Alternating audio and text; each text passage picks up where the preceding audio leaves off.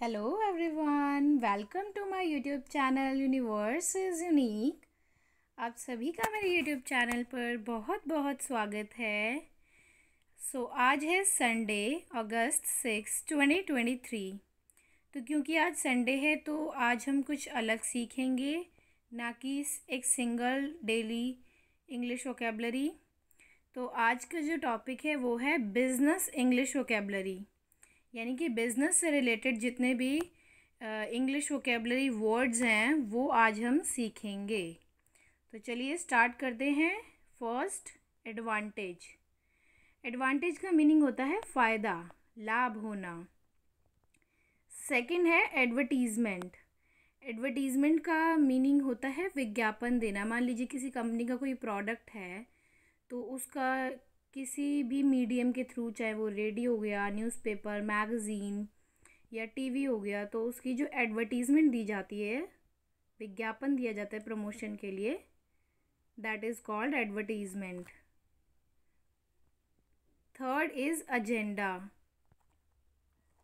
तो एजेंडा का मीनिंग होता है स्केड्यूल, टाइम टेबल, जिसको हिंदी में कहते हैं कार्यसूची। यानी कि आज जो काम होगा उसका क्या टाइम टेबल है, क्या स्केड्यूल है। बिज़नेस कॉर्पोरेट्स में ये सारी चीज़ें पहले से डिसाइड की जाती हैं, पहले से ही प्लान की जाती हैं कि आज के दिन क्या होना है according to the agenda, schedule.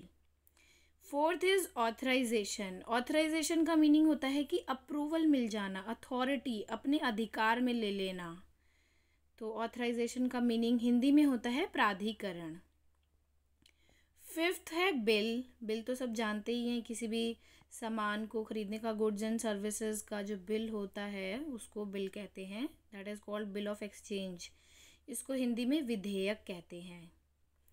Sixth is brand. Brand का जो मीनिंग होता है वो ये होता है कि मान लीजिए जैसे कोई कंपनी है, उसने अपना कोई प्रोडक्ट निकाला है, जैसे फेमस कॉफ़ी ब्रांड जो है उसका जो ब्रांड नेम है उसका है स्टारबक्स, तो एक तरीके से उसको ब्रांड कह सकते हैं।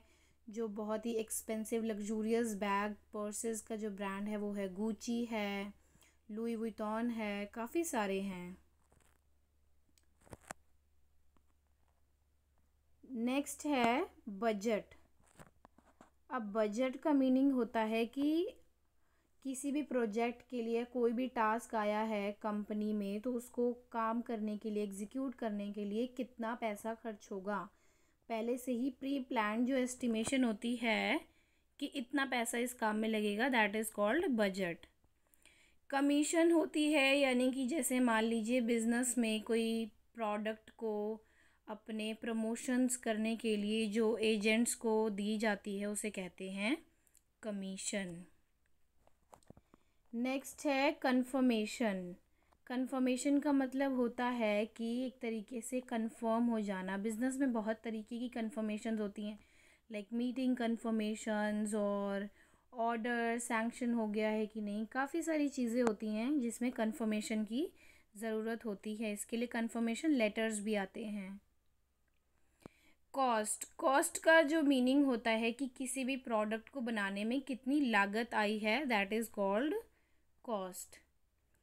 11th है customer. Customer is the person who consumes or buy the product made by any company. यानी कि कस्टमर हम सभी हो सकते हैं, हर एक व्यक्ति कस्टमर हो सकता है और है, क्योंकि वो किसी भी चीज़ को ख़रीद के उसका यूज़ भी करता है, ख़रीदता है, तो that is called customer. Date.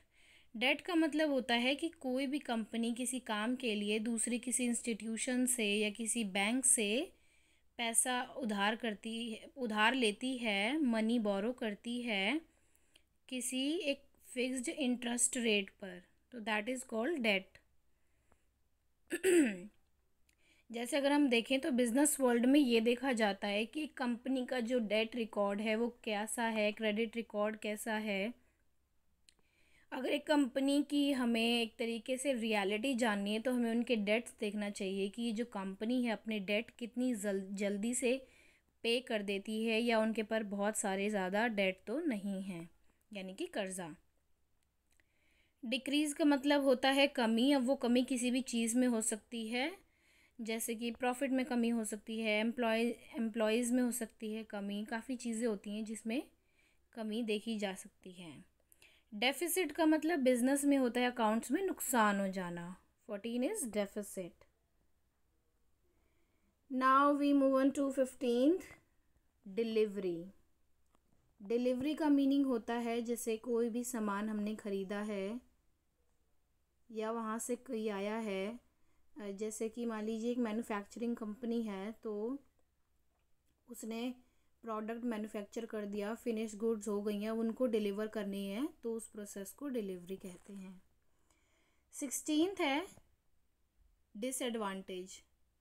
अब डिसएडवांटेज का मतलब होता है कि नुकसान हो जाना, नुकसान।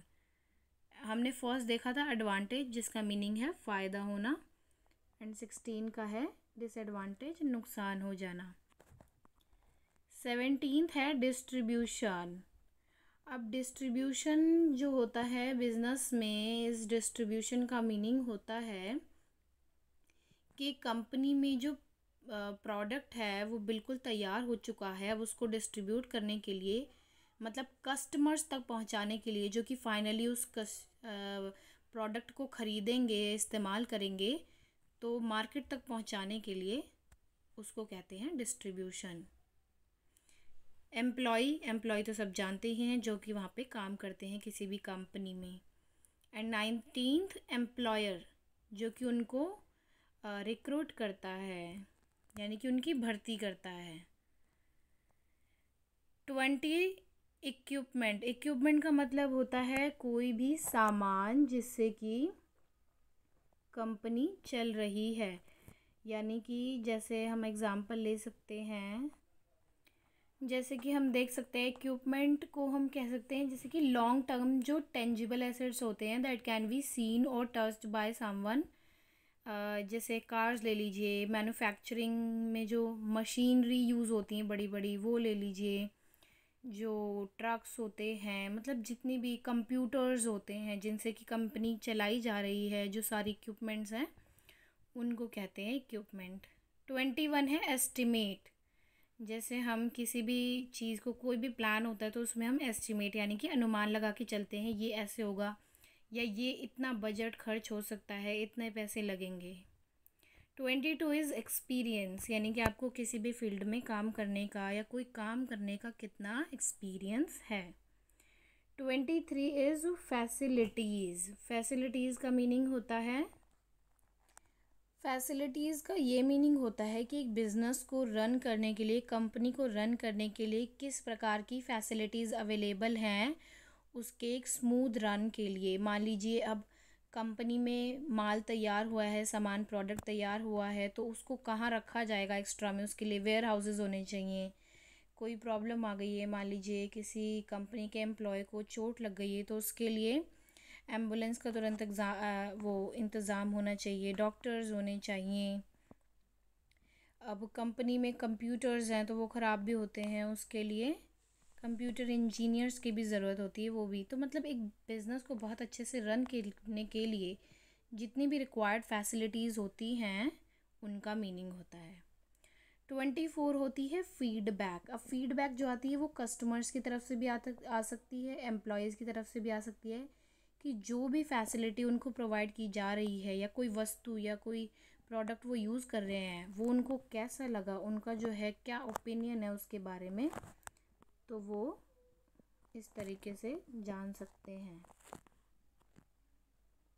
25 है ग्रोथ। ग्रोथ का मतलब होता है कि कितनी बढ़ोतरी हो रही है, कितनी वृद्धि हो रही है एक बिज़नेस में। 26 होता है गारंटी। अब गारंटी जो होती है वो, गारंटी का मीनिंग, गारंटी और वारंटी का मैं मीनिंग डिफरेंस बताती हूँ। गारंटी होती है कि मैन्युफैक्चरर ने ये प्रॉमिस किया है कस्टमर को कि उनका जो प्रोडक्ट है वो गुड क्वालिटी का है, सुपीरियर क्वालिटी का है, क्वालिटेटिव प्रोडक्ट है। और वारंटी जो होती है उसका मतलब ये होता है कि उनके प्रोडक्ट में अंडर वारंटी टाइम पीरियड, हर एक प्रोडक्ट का एक टाइम पीरियड होता है कि इसकी 5 ईयर्स की वारंटी है, इसकी 1 ईयर्स की वारंटी है। तो वारंटी के टाइम पीरियड के अंदर अगर कोई भी प्रोडक्ट में डिफेक्ट आता है तो कंपनी प्रोडक्ट रिप्लेस करके देगी। 27 है इम्प्रूवमेंट। इम्प्रूवमेंट का यानी कि होता है मतलब चेंजेस, सुधार करते रहना। अब जैसे कंपनी है उसमें बहुत सारे चेंजेस आते रहते हैं तो उसको कहते हैं इम्प्रूवमेंट। 28 है इंक्रीज। इंक्रीज का मतलब होता है वृद्धि होना, बढ़ते रहना। 29 है इंडस्ट्री। इंडस्ट्री वहीं जहाँ पे काम होता है, एम्प्लॉयज़ होते हैं। 30 इज़ इंटरेस्ट। इंटरेस्ट का मीनिंग दो तरीके से हो सकता है। एक तो किसी का पर्सनल इंटरेस्ट इसमें है या नहीं किसी एम्प्लॉय का जॉब करने में, एंड दूसरा हो सकता है कि मान लीजिए किसी कंपनी ने किसी इंस्टीट्यूशन से लोन बोरो किया है तो उस पर कितना % इंटरेस्ट है। 31 है इन्वेंट्री।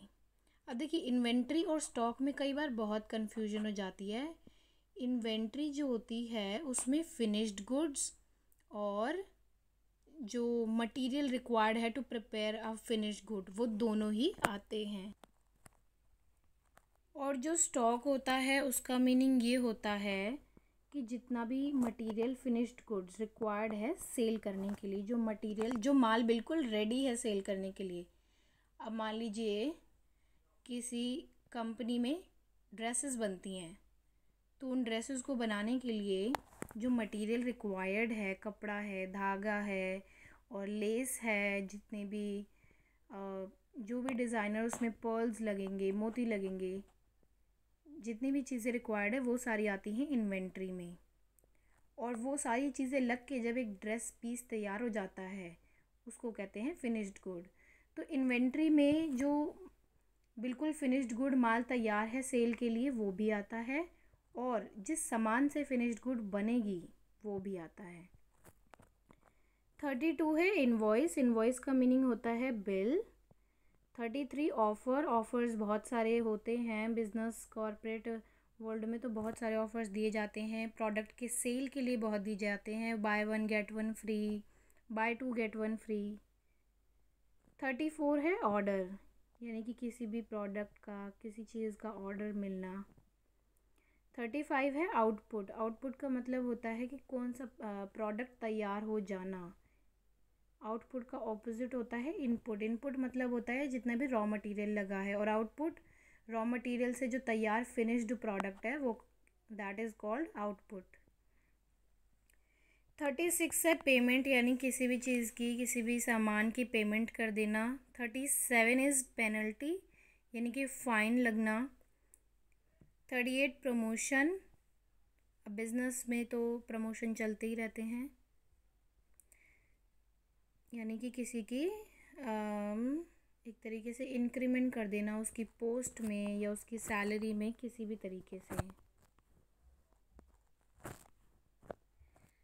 नेक्स्ट है परचेज। परचेज का मतलब होता है खरीदना, खरीदना, बाय करना। 40 इज़ रिस्क।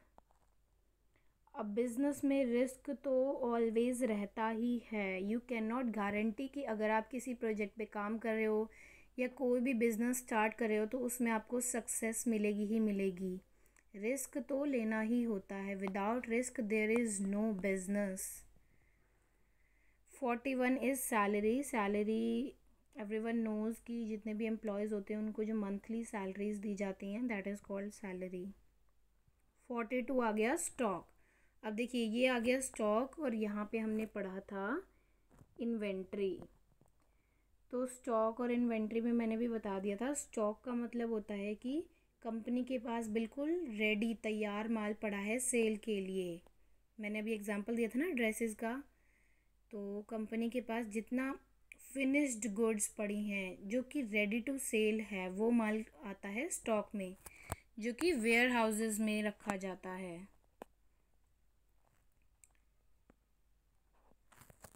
और जो इन्वेंट्री में आता है वो आता है फिनिश्ड गुड्स भी आते हैं और रॉ मटेरियल भी आता है।